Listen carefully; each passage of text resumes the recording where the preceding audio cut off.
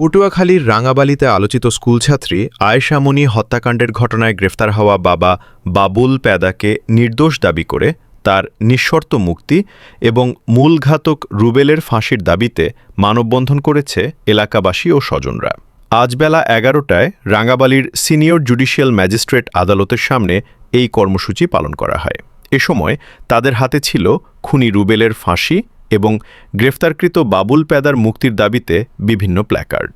স্বজনদের অভিযোগ, প্রকৃত খুনি রুবেল নিজেকে বাঁচাতে মিথ্যা জবানবন্দি দিয়ে বাবুল প্যাদাকে ফাঁসিয়েছে। কোনো বাবাই তার সন্তানকে হত্যার নির্দেশ দিতে পারেন না। এই ছোট্ট মেয়েরা ৯ মাসের থুয়ে গেছি ৯ মাসের সন্তান আজকে ১১ বছর বানাইছে। তা যদি বাবা যদি খুন করে তা তো বাবাই খুন করতে পারতে, তা তো আর সাক্ষী রেখে খুন করতো না। কোনো দিনও কোনো বাবাই চায় না যে আমার সন্তান খুন হোক বা কোনো সন্তান নির্যাতন হোক, কোনো বাবাই চায় না। কোনো বাবা কি কোনো মা, হে বাবাও ছিল হে মাও ছিল হে।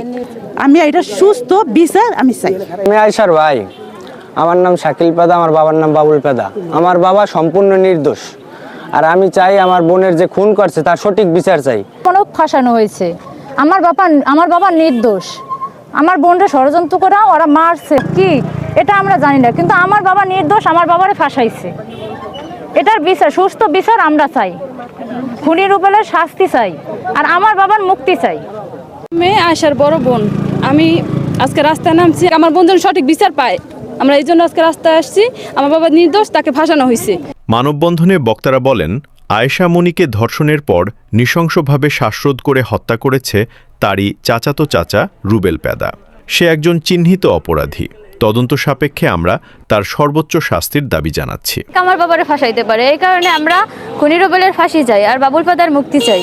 আমি বলতে চাই যে আয়েশার বাবা সে নির্দোষ, তার কোনো দোষ নাই। দোষ হয়েছে যে খুনি রুবেলের। আমরা তার ফাঁসি চাই। আয়েশা মনি আমাদের বোন একটা নরকীয় হত্যাকাণ্ডের শিকার হয়েছে। বিশেষ করে রুবেল প্যাদা নামক একজন নরপিশাচ এই হত্যাকাণ্ড ঘটিয়েছে, এবং এই রুবেল নিজেকে বাঁচানোর জন্য বাবুল প্যাদা যে আশামনির বাবা তাকে দায়ী করা হচ্ছে যে তিনি নাকি নির্দেশনা দিচ্ছেন, অর্থ ডোনেশন করছেন। আসলে এ ধরনের ঘটনা যদি আমরা মানবিকভাবে লক্ষ্য করি তাহলে দেখা যায় একজন পিতা কখনোই তার কন্যাকে এই ধরনের হত্যাকাণ্ডের শিকার বা ধর্ষণের শিকারে সহায়তা করতে পারে না। এই খুনি রুবেল প্যাদার সর্বোচ্চ বিচার যেন আমরা দেখতে পাই। উল্লেখ্য, গত ২ জানুয়ারি শুক্রবার নিজ বাড়ি থেকে নিখোঁজ হয় আয়েশা মনি। নিখোঁজের দুদিন পর রান্নাঘর থেকে বস্তাবন্দি অবস্থায় আয়েশা মনির মরদেহ উদ্ধার করে পুলিশ। এ ঘটনায় গ্রেফতারের পর আদালতে ১৬৪ ধারায় হত্যার স্বীকারোক্তিমূলক জবানবন্দি দেন রুবেল। জবানবন্দিতে নির্দেশদাতা হিসেবে বাবা বাবুল প্যাদার নাম উল্লেখ করেন রুবেল। মানববন্ধনে বক্তারা দ্রুত প্রকৃত রহস্য উদ্ঘাটন করে খুনি রুবেলের দৃষ্টান্তমূলক শাস্তি নিশ্চিত করার জন্য প্রশাসনের হস্তক্ষেপ কামনা করেন। রুবেলের ফাঁসি চাই। আর বাবুল, আমরা গ্রামবাসী এই জন্য আসছি যে বাবুল একটা নির্দোষ ছেলে। ও ছোটবেলা থেকে কারো সাথে ঝই ঝামেলা বা ওরকম প্রতিহিংসার শিকার, কারো সাথে মারধর এরকম দেখি নাই। বাবুল একদম নির্দোষ ছেলে, ছোটবেলা থেকেই ও শ্রম করছে। ওর মুক্তি চাই। এটা সত্যর উদ্ঘাটনের জন্য আইনের কাছে সহযোগিতা চাই। দরকার বোধে আমাদের সিআইডির তদন্ত দেওয়া হোক। বাবুলের আগের চলাফেরার গতিতেই দেখেছি যে বাবুল নির্দোষ টাইপের লোক। আর খুনি রুবেলের ফাঁসি হোক, আয়েশার হত্যার খুনির ফাঁসি হোক।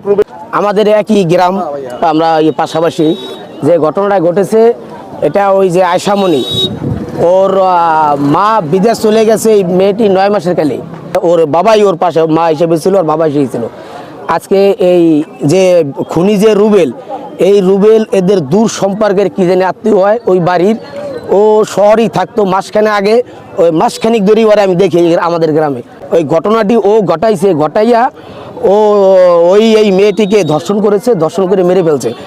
আর ওই বাবা ছিল তখন ওই গাছের দিনমজুর ছিল, গাছের কামে গেছে। তো সন্ধ্যাবেলায় ওর বাবা আইসা শুনে যে মেয়ে পায় না, পরে খোঁজাখুঁজি করে মেয়ে পাইছে, বস্তাবন্দি লাশ পাইছে, আপনারা সবাই দেখছেন। কিন্তু এই ঘটনা ও একাই ঘটাইছে, পরিকল্পিতভাবে ঘটাইয়া ও লাস্টে বাঁচার জন্য কি না জানি না, ও আর কি ওর বাবার নাম বললে গেছে যে ওর বাবা নির্দেশ এই করছে, এটার নির্দেশ দিছে। আসলে আমরা গ্রামবাসী যতটুকু জানি, এবং গ্রামবাসী দেখেন সবাই আসছে, ওর গ্রামের যারা আছে মহিলা পুরুষ সবাই আসছে, যে আসলে বাবুল ছোটবেলা থেকেই দেখছি যে বাবুল কোনো খারাপ কামে জড়িত ছিল না। যার কারণে এই সবাই আসছি যাতে আমরা বাবুল আইনি প্রক্রিয়াভাবে ও নিষ্পাপভাবে যে ওরে আমরা মুক্তি পাই, এই জন্য আসছি। আর এই যে আয়শা মনির যে খুনি রুবেল, ওর সর্বোচ্চ যে বিচার হয়